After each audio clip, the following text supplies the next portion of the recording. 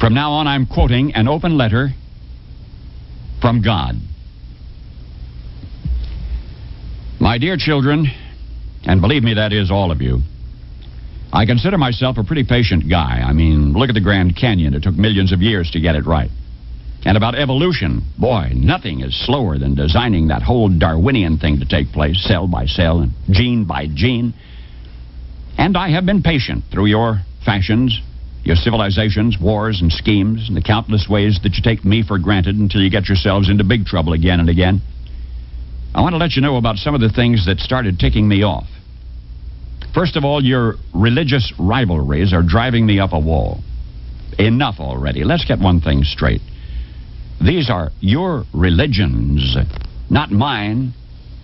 I'm the whole enchilada. I'm beyond them all.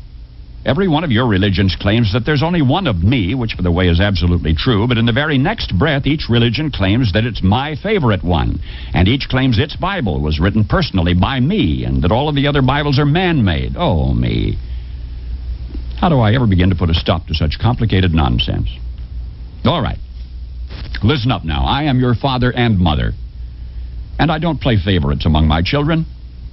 Also, I hate to break it to you, but I don't write. My longhand is awful, and I've always been more of a doer anyway. So all of your books, including those Bibles, were written by men and women. They were inspired men and women. They were remarkable people, but they also made mistakes here and there, and I made sure of that so that you would never trust a written word rather than your own living heart. You see, one human being to me, even a bum on the street, is worth more than all of the holy books in the world. That's just the kind of a guy I am. My spirit is not an historical thing. It's alive, right now, as fresh as your next breath. Holy books and religious rites are sacred and powerful, but they are not more so than the least of you. They were only meant to steer you in the right direction, not to keep you arguing with each other, and certainly not to keep you from trusting your own personal connection with me. Which brings me to my next point about your nonsense. You act like I need you and your religions to stick up for me or win souls. For my sake, please don't do me any favors. I can stand quite well on my own, thank you. I don't need you to defend me. I don't need constant credit. I just want you to be good to each other. And another thing, I don't get all worked up over money or politics, so stop dragging my name into your dramas. For example, I swear to me that I never threatened Oral Roberts. I never rode in any of Rajneesh's Rolls Royces, and I never told Pat Robertson to run for president. And I have never, ever had a conversation with Jim Baker or Jerry Falwell or Jimmy Swaggart. Of course, come Judgment Day, I certainly intend to. Now, the thing is, I want you to stop thinking of religion as some sort of a loyalty pledge to me. The true purpose of your religions is so that you can become more aware of me, not the other way around.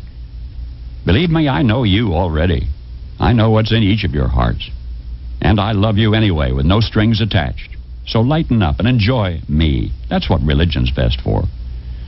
What you seem to forget is how mysterious I am. You look at the petty differences in your scriptures and you say, well, if this is the truth, then that can't be. But instead of trying to figure out my paradoxes and unfathomable nature, which, by the way, you never will, why not open your hearts to the simple common threads of every religion? You know what I'm talking about. Play nice with each other. Love and respect everyone. Be kind. Even when life is scary or confusing, take courage and be of good cheer, for I'm always with you.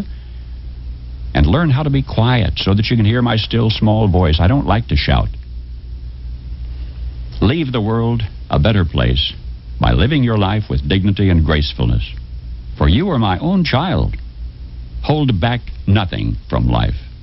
For the parts of you that can die surely will, and the parts that can't won't. So don't worry. Be happy.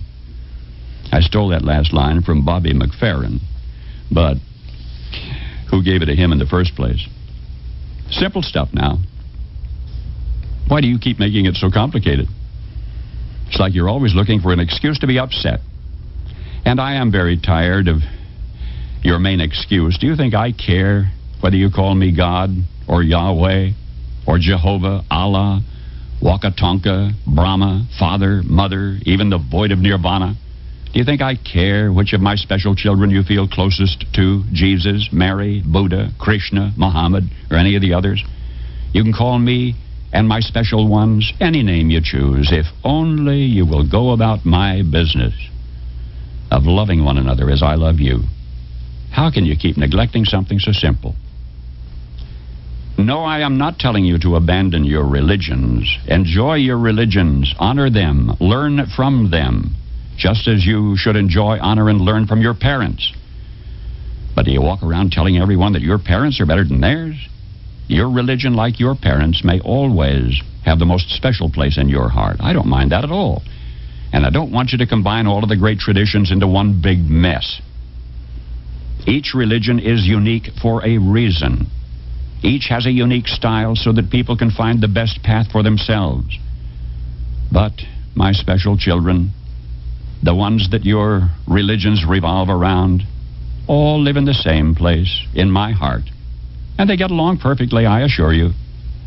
The clergy must stop creating a myth of sibling rivalry where there is none. My blessed children of earth, the world has grown too small for your pervasive religious bigotries and confusion. The whole planet is now connected by air travel, satellite dishes, telephones, fax machines, rock concerts, diseases, and mutual needs and concerns. Get with the program. If you really want to help me celebrate the birthday of my son Jesus, then commit yourselves to figuring out how to feed your hungry and clothe your naked and protect your abused and shelter your poor. And just as important, make your own everyday life a shining example of kindness and good humor. I've given you all of the resources you need if only you abandon your fear of each other and begin living and loving and laughing together. Finally, my children everywhere, remember whose birthday you honor on what you call Christmas Day, December 25, and the fearlessness with which he chose to live and die. As I love him, so do I love each of you. Now, I am not really ticked off. Not really. I just wanted to grab your attention because I hate to see you suffer. But I gave you free will.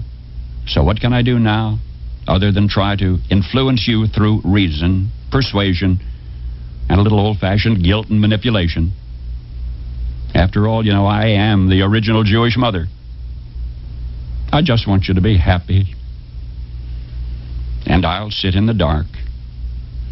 I really am, indeed, I swear, with you always, always. Trust in me. Your one and only God. End quote. Paul Harvey. Good day.